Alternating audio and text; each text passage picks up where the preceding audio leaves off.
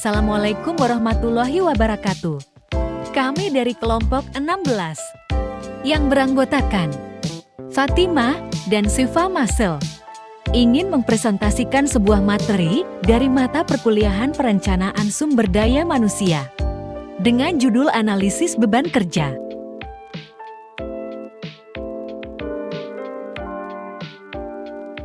Pengertian analisis beban kerja. Analisa beban kerja adalah proses untuk menetapkan jumlah jam kerja orang yang digunakan atau dibutuhkan untuk merampungkan suatu pekerjaan dalam waktu tertentu.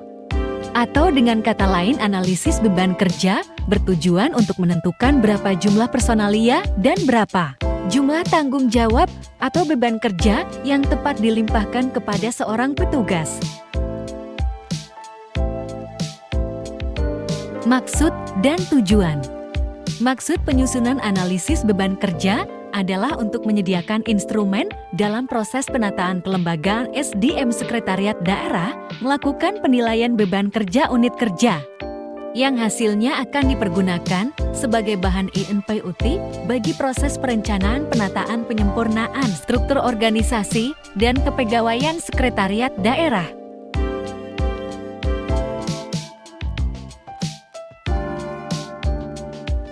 Metode analisis beban kerja. 1. Pendekatan organisasi.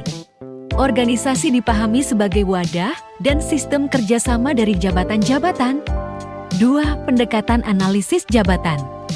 Jabatan yang dimaksud tidak terbatas pada jabatan struktural dan fungsional.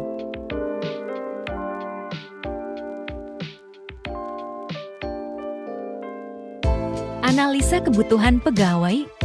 Pertanyaan berapakah jumlah pegawai yang dibutuhkan untuk merampungkan suatu tugas merupakan pertanyaan yang amat kritis.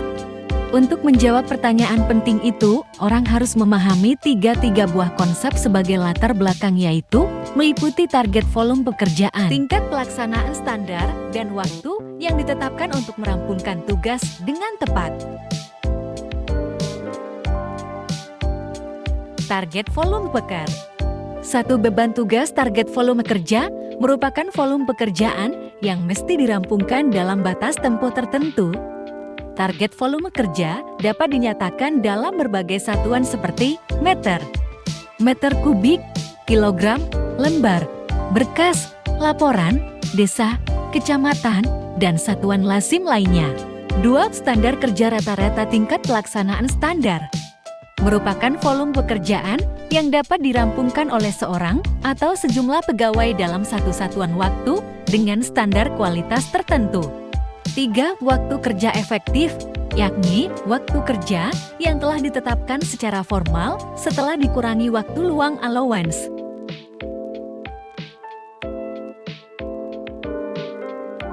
Tujuan penyusunan analisis beban kerja di lingkungan sekretariat daerah yaitu memberanus atau merumuskan sistem penilaian beban kerja dan perencanaan kebutuhan pegawai pada masing-masing unit kerja. Melakukan penilaian beban kerja unit kerja berdasarkan beban kerja jabatan per unit kerja dengan menggunakan variabel norma waktu, volume kerja, dan jam kerja efektif. Dikaitkan dengan jumlah pegawai atau jabatan.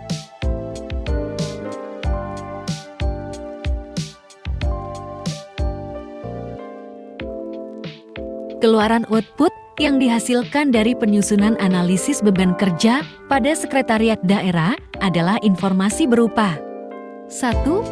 Efektivitas dan efisiensi jabatan serta efektivitas dan efisiensi unit kerja. 2. Prestasi kerja jabatan dan prestasi kerja unit. 3. Jumlah kebutuhan pegawai pejabat. 4. Jumlah beban kerja jabatan dan jumlah beban kerja unit. 5. Nilai indeks beban kerja individu masing-masing jabatan. 6. Standar norma waktu kerja.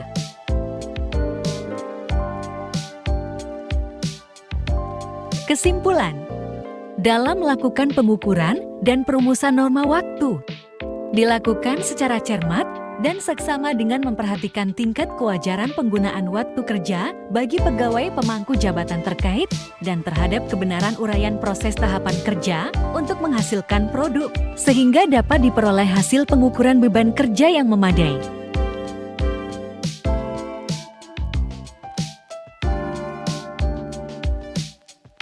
Saran, satu, sebaiknya perusahaan memperhatikan jumlah input bahan baku yang akan dikerjakan, sehingga jumlah beban kerja dan jumlah pekerja sesuai agar meminimalisir kelebihan beban kerja yang dapat menimbulkan kecapekan berlebih pada pekerja.